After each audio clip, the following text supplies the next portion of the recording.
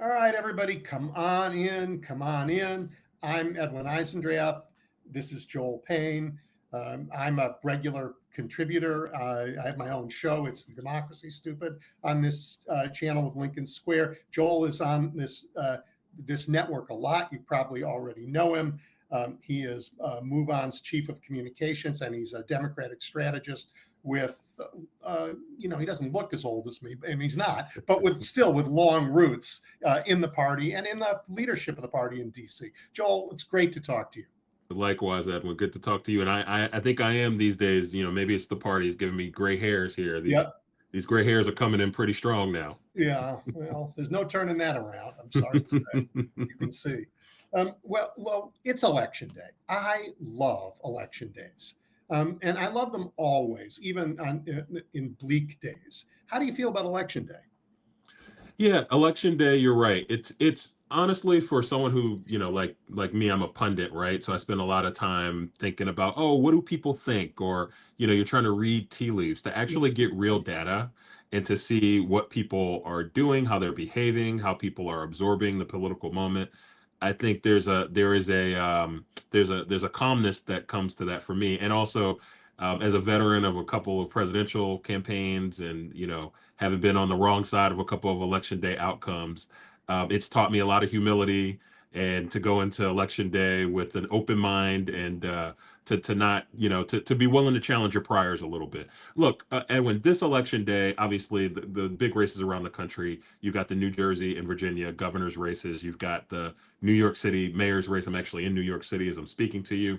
And then you've got Prop 50 out in California. And look, there are other significant races around the country. Some of the down ballot races in Virginia. There's a Supreme Court race in Pennsylvania. Exactly. And lots of school board races. Lots of school board races. Here's what I'd say. In New Jersey and Virginia, that feels to me like a bit of a check engine light on how the country's doing vis-a-vis Donald Trump's second term. I mean, yes, these are Democratic leaning states. Certainly, New Jersey and Virginia are not all of America, but Virginia has actually historically been a little bit of a bellwether for how the country is behaving and absorbing. In 2021, Glenn Youngkin kind of pulled the upset and may have been a little bit of a forerunner to some of the angst that new Trump coalition was going to be feeling in 2024. So we'll learn a little bit there. I think in New Jersey, look, Mikey Sherrill, I respect her service. I think she's run probably like a B- race. And it still might be enough to beat Jack Ciattarelli. He is the Republican who runs several times for state office, has been on the state ballot statewide in New Jersey a lot. I'm from New Jersey, so I have a particular interest in that race. Yep. I think that's a straight up play on how unpopular Donald Trump is. If Donald Trump is so unpopular that a Democratic candidate can run a less than stellar race and still carry out a victory, I think that'll tell us a bit about how the country is behaving. And the last thing I'll just say is the New York City race, to me, feels like an autopsy on the Democratic Party right now. It is a moment where we will learn a bit more about how Democrats are reforming the coalition nationally. Yes, New York City is not the rest of the country. Zoran Mamdani is not the viable candidate that he is in New York City, in Utah, or in Arizona or in Missouri. But he seems to have tapped into something in New York City, and it's not just because he's a self-avowed democratic socialist. It's because he's been running very hard on economic populism issues. And that's a bit of a path out of the wilderness for Democrats around the country if Democrats can get past the labeling that he's put on himself in the past. So lots of interesting stuff to watch for. There's a lot of stuff you just said, but the word that stuck out to me was autopsy. I don't think Democrats are dead. So I don't like the word autopsy. That's fair. That's fair. Maybe an MRI. How about an MRI? Yeah, I think that's fair. I mean, Zoran Mamdani is really interesting and really important because while New York isn't the rest of the country, there are young people who resonate with his message all over the country. And he has done what Jesse Jackson did when he ran for president. He's done what a lot of people do. He's expanded the party. Lots of new voter registration, not just in Manhattan, but young people saying, you know what, maybe I should decide to vote. And that's a fabulous thing for the country. Yeah, it's interesting, Edwin. And look, I was on, I'm a CBS News contributor as well. And I was on CBS a little earlier this morning. And I had an interesting conversation about this. And the Republican I was on with was essentially saying, "Oh, Democrats are going to have to own this around the country. This democratic socialist who's problematic, and he's going to be hung around the necks of Democrats around the country." And I had two reactions to that. One, which is the dominant one for me, both of these political parties are going to have to get a little bit more comfortable with widening their coalition. Republicans have already done that to some aplomb, right? The RFK being a part of the Trump coalition has been central, I think, to Trump winning in 2024 and him holding, a winning coalition coming out of that election. But Democrats, I think, are going to have to be less precious about their brand and realize that folks from different backgrounds who don't necessarily identify with the broader Democratic brand as it exists right now are going to have to be welcome into the coalition if you're going to win and if you're going to have a chance to have success going forward. You need Zoran Mamdani. You don't only need Zoran Mamdani. You need Abigail Spanberger too. Yeah. And you need Raphael Warnock. Yeah. And you need Kamala Harris. And you need a broad array of people if you're a Democrat, but you need more. And Zoran, to me, represents more. And I think that's what's interesting about this race. Electoral politics has one form of math, and it's addition. That's the only math that matters, right? That's right. And he's not, I think people fall into this thing where they think he's running on the left-right axis. I don't actually think that's how he's running, Edwin. I think he's running in the inside-outside, working class versus wealthy. And that's the lesson that Democrats around the country, regardless of what they think about his views on the Middle East and what they think about who he has caucused with in the past, that's the lesson they need to take. So you are far more polished and far smarter than I am, because I would have answered that question differently. I would have said to your Republican counterpart, the days of you defining who we are over. You don't get to pick who we are. We say who we are. And we are the party of Mamdani and of Abigail Spanberger. That is the strength. You're right. You're right, Edwin. That's the strength of the Democratic Party that going into the future. If you can hold together AOC, Joe Manchin, Zoran Mamdani, Abigail Spanberger, Mikey Sherrill, Joe Biden, hold all those people together. Yeah, that is bigger than Donald Trump's coalition. That's right, and it is much more America in a lot of ways. And I'm reacting to so long the country thinks Democrats are what Republicans say we are. Yeah, and you know what? That's over. We have to be tough enough to say to them, I'm sorry, you don't get to say who we are. You're the party of Nick Fuentes. You don't get to say who we are. That's right. I'd also say too, I don't think people are as precious about labels as maybe the punditry kind of leads us to believe, right? Like I think if you are a Democrat and if you're on your back heels about Zoran Mamdani, that's a choice you've made. If you're Chuck Schumer and if you're anxious about Zoran Mamdani, you've actively made that choice. You're the one who put yourself in a corner. If you're Hakeem Jeffries, you put yourself in a corner. Yeah. The voters didn't put you in a corner. If Hakeem Jeffries listened to his voters, by 12 percentage points, they went with Zoran Mamdani in the primary.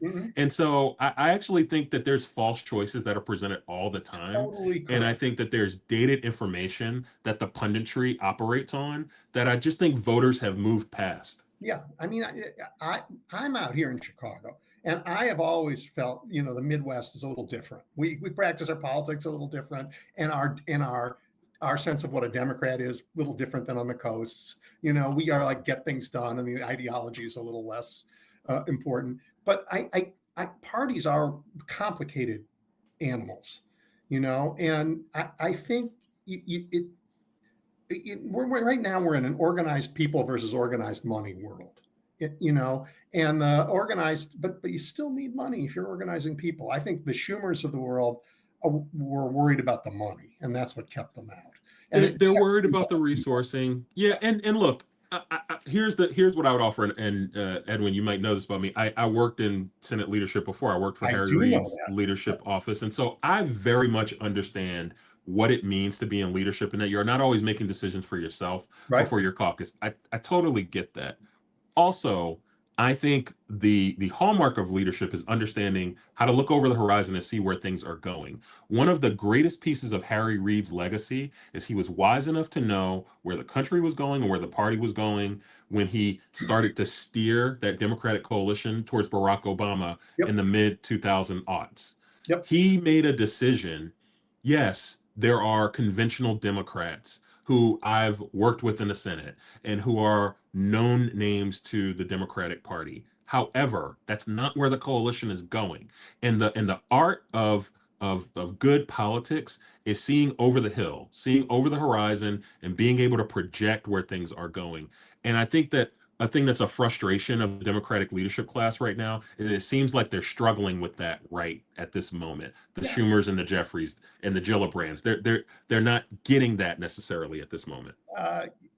What, did you just name 3 New Yorkers? Well, and that's a challenge with having an entire leadership from the New York delegation, which Yeah. again, I'm from over the river in Jersey, so Yeah. nothing wrong with the tri-state area, but Yeah. presents some challenges in congressional leadership. Yeah, I mean, and for the country, this is not the leadership of our party. The leadership of the folks who are going to vote right now, and they are, as you say, they're moving in an interesting direction, and they're demanding of their government, pay attention to us. Just whatever you're talking about, pay attention to us. Help us move the country forward. Help us have better lives. And I think if Democrats, and I've heard you say this too, the best advice to give the party is like, pay attention to the voters for a while, right? Pay Yeah. attention to the voters. Pay attention, listen. Also, and so you mentioned obviously my work with Move On, Mhm. and we're part of the No Kings Coalition, which was Mhm. the big success, 2 big successful days of actions earlier this year. And I think what works about that, and what's also worked about how Democrats have started to maybe learn some lessons from the grassroots and take some cues from the grassroots about fighting differently, is that I think that the folks in leadership of the party have been afraid of stepping into the fight, and not necessarily understanding how to define the fight. They're starting to get that. I think the shutdown is teaching them that. This moment where Trump is losing altitude. Now, you could make a case that Democrats aren't necessarily winning.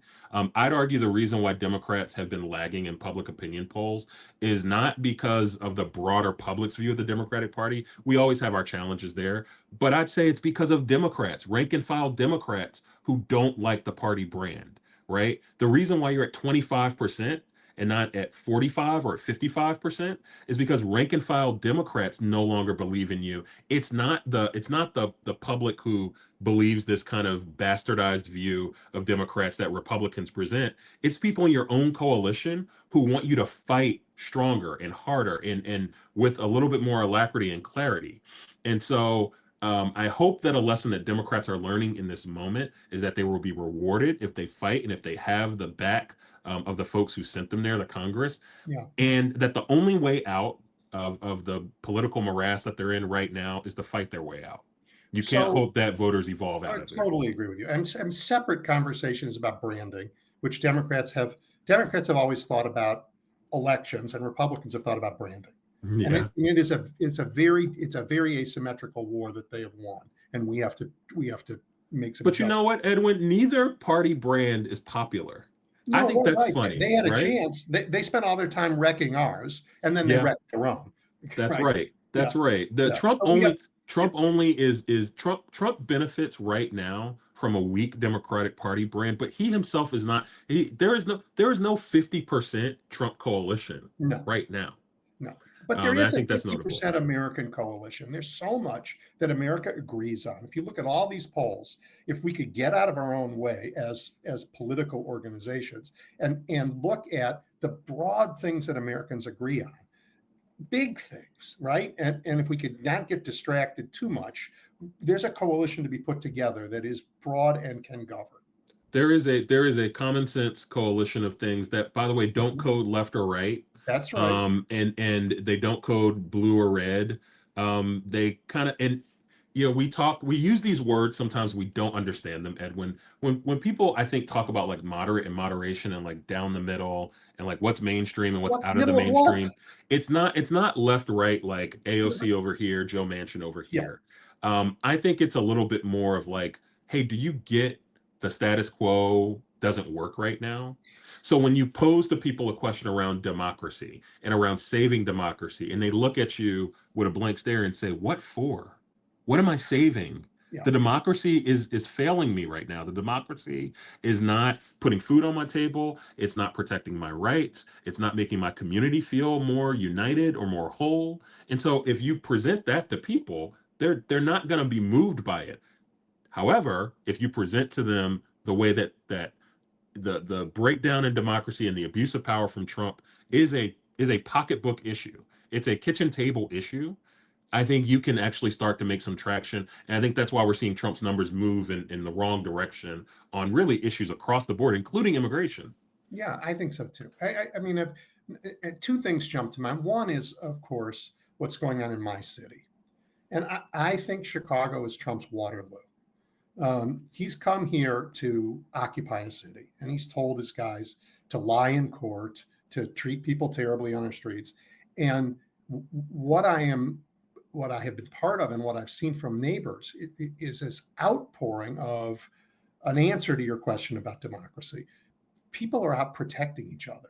People are out, people who look like me, old white men, are running out of their homes to protect people when ICE shows up in their neighborhoods. People in Black Chicago are running out to protect their neighbors when ICE shows up. And in immigrant neighborhoods, everybody is welcoming everybody else to come and spend their money and help them through this time. Chicago's been a traditionally segregated city, really. And those boundaries are breaking down in the face of this attack as people are saying, you know what, there's something worth fighting for. There's a community to be built that we are all part of, and it is not having the coercive power of the state on our streets. And the more we tell that story, the more I read it in papers from around the country who are seeing it. And I don't think that's gonna, I think this is his Waterloo. Yeah, I have so many thoughts on this, Edwin. I mean, look, Chicago represents so much about how Trump thinks about this country Mhm. and thinks about political power. I think he thinks that that's where he can kind of break what he views as like his opposition. I He agree. thinks by kind of going at the head of the snake at these big cities, the LAs and the Mhm. Chicagos and the Seattles. And if Zoran gets elected in New York, he's going to do the same thing in New York, and Yep. he did it in DC. He thinks about political power as, I'm going to go at the head of the snake, these big centers of progressive democratic power, and I'm going to go and break them. Yes, And coercion I'm is the gonna thing he understands. and I'm gonna do coercion. Mm. And I think it's so funny, Edwin. There is a world where Donald Trump could have operated with a scalpel, and had more political success. Of course. But that would suggest that he actually cares about curing the issue. That's the reason why he blocked that Langford bill on immigration, when Joe Biden was the president, and he Right. told Republicans not to support it because he wanted the issue, because he has no interest in actually solving the problem. He Right. wants the issue to coerce, to create fear, and to create a permission structure to do these things around the country, that are so problematic. But I think he's overreached.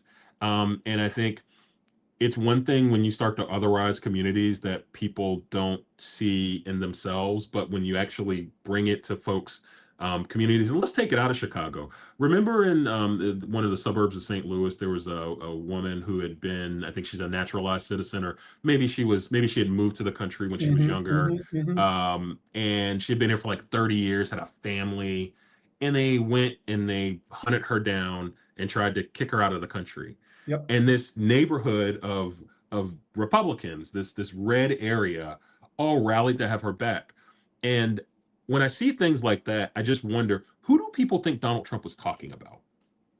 I mean, when he talks about I'm for you, they're for they them, like who does the public think is the you, and who does the public think is the they them? It was very clear to me, and probably to you, Edwin, that the you that he was for are the wealthy folks, the his political muscle, the people that he's trying to put into an ICE uniform right now, the Joel, former who's he Proud building Boys. the ballroom for? Not Who's for he you and building the me. We ballroom? aren't. He's We building aren't it for building the Jeff ballroom. Bezos. He's building it for the guys Right. from Google and the guys from That's exactly right. Palantir, right? Like Yes, and to he's throw a not steak building it dinner for for us. Putin. That's Yes, exactly right. And that's so how people how Trump manages to say a thing that is plainly clear to me, but to people, to the broader public, they hear what they want to hear because they want to believe that he's saying something that he's not saying. And I think Chicago is like an amalgamation of people actually being forced to confront, this is what this guy was talking about, Yeah. and this is the intention of it. Yeah, and the traditional, as you say, othering that our city has done within its borders is breaking down He in was the face counting of, on that, Edwin. He yeah, was counting on that. He was he counting was. on that othering that already exists to be an ally for him, and it's not. It's not, because Americans don't hate each other as much as he hopes they would.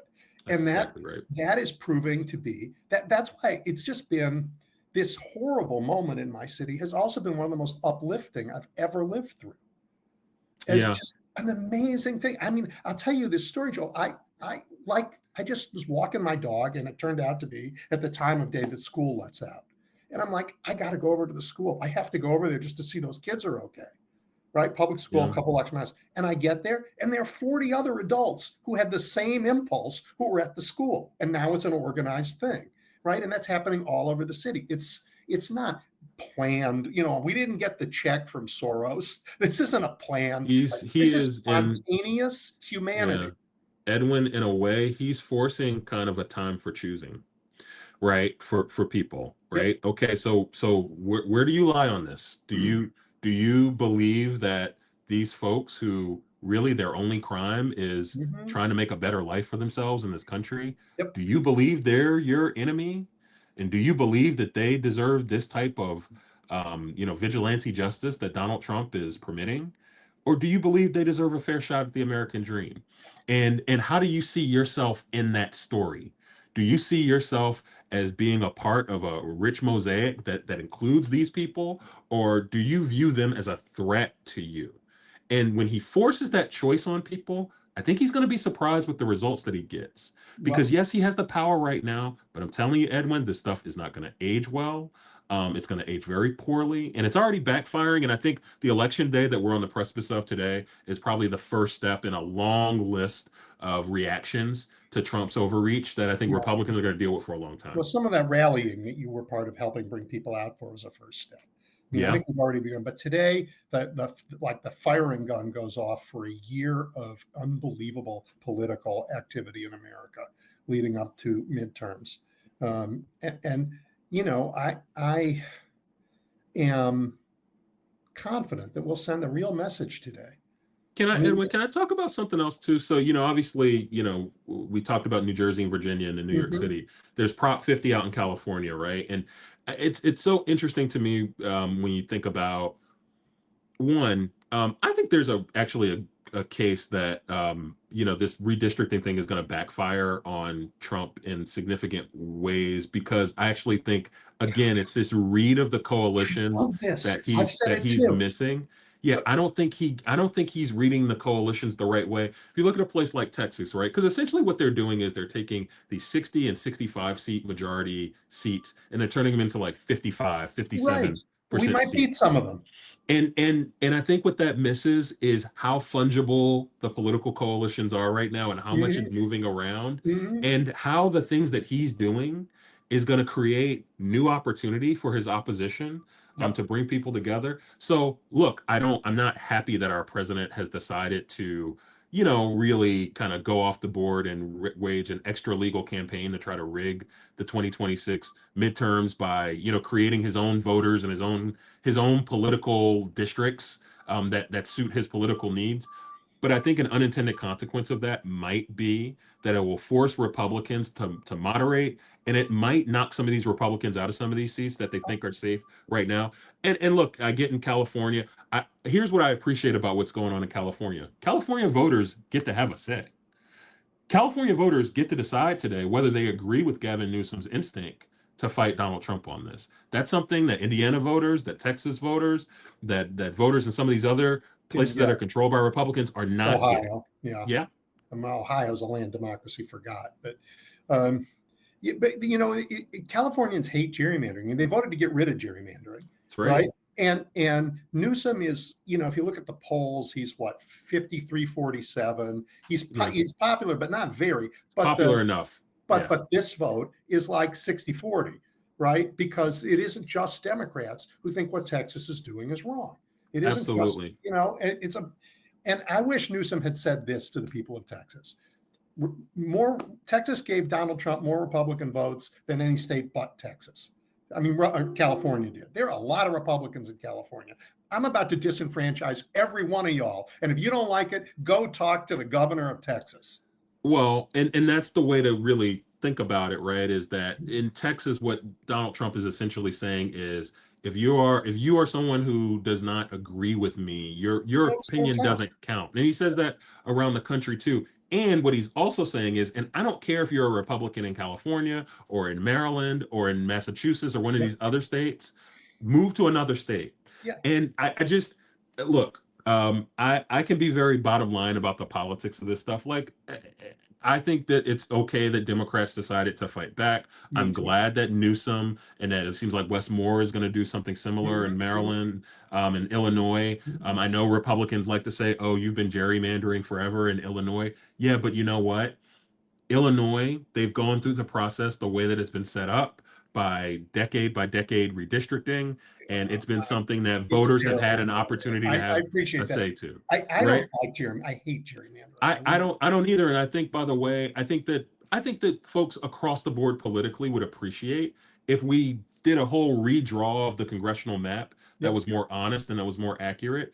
But because the folks who are in political leadership, like Donald Trump, see it as a moment for political opportunity, Yep. you can't disarm from the other side. I agree with that entirely. And I don't want to get through this entire conversation without squarely laying the blame for a number of the problems in our democracy on John Roberts. Yeah. On John Roberts, who has squarely attacked money, the campaign finance laws, the Voting Rights Act, drawing of maps. He's made this his entire career, and it's enormously damaging to the country. I think that there are two cases that I think will have to be resolved by a Supreme Court for the country to get back to some kind of norms of checks and balances and to be essentially the country that we all kind of hope and believe it tends to it should be the way that the country should operate. There's two decisions. There's Citizens United and there's the United States versus Donald Trump.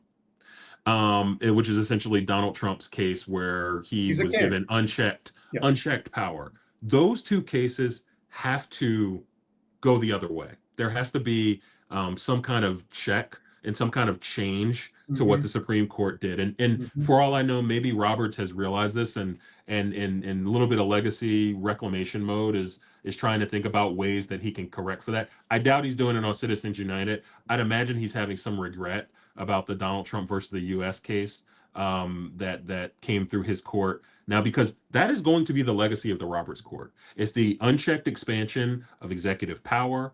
It is the doing away with of checks and balances. It's going to get to a place where actually you're going to have a reform effort that brings back some sanity to how the court operates, because right now the court is complementary of the president. Like, the court doesn't operate as a check on the president, neither does Congress. Those things are complementary and adhere to the president. And while if you're Clarence Thomas, you might like it right now because you might like Donald Trump, you might not like it if it's Josh Shapiro or Alexandria Ocasio-Cortez or Jon Stewart or any other person who you might not agree with politically. You might feel a little bit differently about that in the future. Yeah. Well, and then they don't need to be consistent. They've shown that. Right. Yeah. They major question doctrine invented when Biden was president, and they're going to ignore that now. They certainly will. So I wish they were consistent. I wish they cared about jurisprudence more than politics. Yeah, and I do think there's a real Edwin. I think there's going to have to be a real commitment to reforming the court. I do too. In the future, and I think there's a lot of ways you could do that. You could expand the court. There's nothing in the Constitution that says you can't do that. You could also put term limits on folks on the court. Whatever it is, and by the way, I think that'll be a very popular thing for a Democrat in 2028 to run on, to say, I'm going to bring common sense reform to the court. No, I'm not going to stuff the court with a bunch of Democrats, but I am going to reform the way the court operates to make it a little bit less unchecked and a little bit less in complete control and ownership and receivership of Donald Trump. Yeah, it has to happen. Absolutely has to happen. I'm glad you said that. I mean, I think Democrats have been timid, and this isn't a timid time. But wait, strike that. I do not think Democrats have been timid. I think some in D.C. Democrats have been timid.